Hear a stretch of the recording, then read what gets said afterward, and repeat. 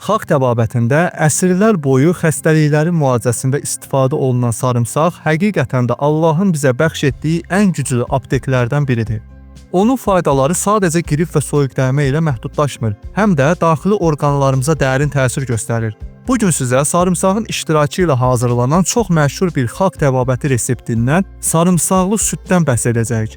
Bu qarışım xüsusilə yüksək qan təzyiqini normallaşdırmaqda inanılmaz dərəcədə təsirli hesab olunur. Sarımsaqlı südün tərkibini və təzyiqə faydalarını daha dərindən öyrənməzdən əvvəl bu tip maraqlı videoları qaçırmamaq üçün videonu bəyənin və kanalımıza abunə olun. Bu kanalda hər zaman sizinlə ən faydalı məlumatları bölüşəcəyik.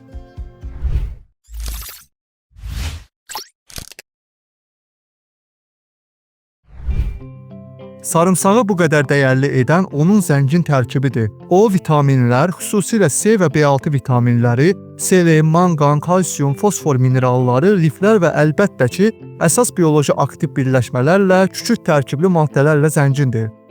Sarımsağın kəskin iynə və dadına səbəb olan məhz bu kükürt birləşmələrdir. Onlardan ən məşhuru və faydalısı allisindir. Allisin sarımsaq əzildikdə və ya doğrandıqda əmələ gəlir və bir çox müalicəvi xüsusiyyətlərə sahibdir. Bu xalq reseptinin hazırlanması çox sadədir. 2 baş sarımsağın qabıqlarını soyun, üzərinə 1 stəkan qaynar süd tökün və sarımsaq yumşalana qədər vamodda qaynadın. Sonra soyudun və südü süzün. Bu qarışım damarlarımızı təmizləyən və arterial təzyiqi normallaşdıran güclü bir vasitədir. Xalq təbabətində hipertoniyanın, yəni yüksək təzyiqin müalicəsində geniş istifadə olunur. Bu məqsədlə gündə 3 dəfə 1 xörək qaşığı sarımsaqlı süd içmək tövsiyə edilir. Bəs bu qarışım təzyiqi necə normallaşdırır? Gəlin ona nəzər yetirək. Sarımsaqlı südün qan təzyiqini normallaşdırması bir neçə mexanizm üzərində qurulur. Sarımsaqdakı əsas aktiv maddə olan allisin bədəndə hidrogen sulfid qazının istehsalını artırır. Hidrogen sulfid isə öz növbəsində qan damarlarının divarlarını rahatlaşdırır və genişləndirir.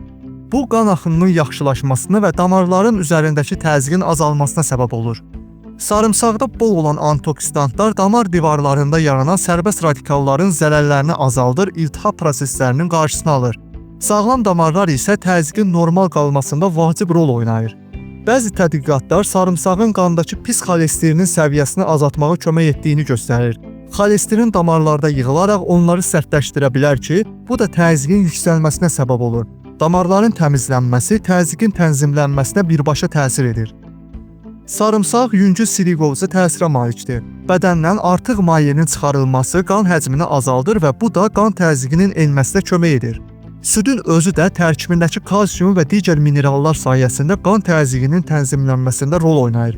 Kalsiumun optimal səviyyəsi damarların düzgün işləməsi üçün vacibdir. Südün sarımsaqla birləşməsi sarımsağın kəskinliyini azaldaraq onu daha asan qəbul edilən edir və həm də mədəni qıcıqlandırmasının qarşısını alır. Sarımsaqlı süd xalq təbabətində geniş istifadə olunsa da, yadda saxlamaq lazımdır ki, bu vasitə tibbi müalicəni əvəz etmir. Hipertoniya ciddi bir sağlamlıq problemidir və müalicəsi mütləq həkim nəzarəti altında aparılmalıdır. Sarımsaqlı südü pəhrizinizə əlavə etməzdən əvvəl həkiminizlə məsləhətləşmək çox vacibdir. Xüsusilə də əgər hər hansı bir xroniki xəstəliyiniz varsa və ya dərman qəbul edirsinizsə. Beləcə, qədim təbabətin bu möcüzəvi sarımsaqlı süd reseptinin sirlərini, tərkibini və təzyiqə olan inanılmaz faydalarını öyrəndik. Ümid edirəm ki, bu dəyərli məlumatlar sizin üçün də faydalı oldu. Əgər bu video xoşunuza gəldisə, videonu bəyənərək bizə dəstək olun. Həmçinin kanalımıza abunə olaraq və bildirişləri açaraq təbiətdəki möcüzələr haqqında məlumatlardan xəbərdar olun. Sizinlə mən idim, Nuran Əsəd. Yenidən görüşmək ümidi ilə sağlıqla qalın, sağlam qalın.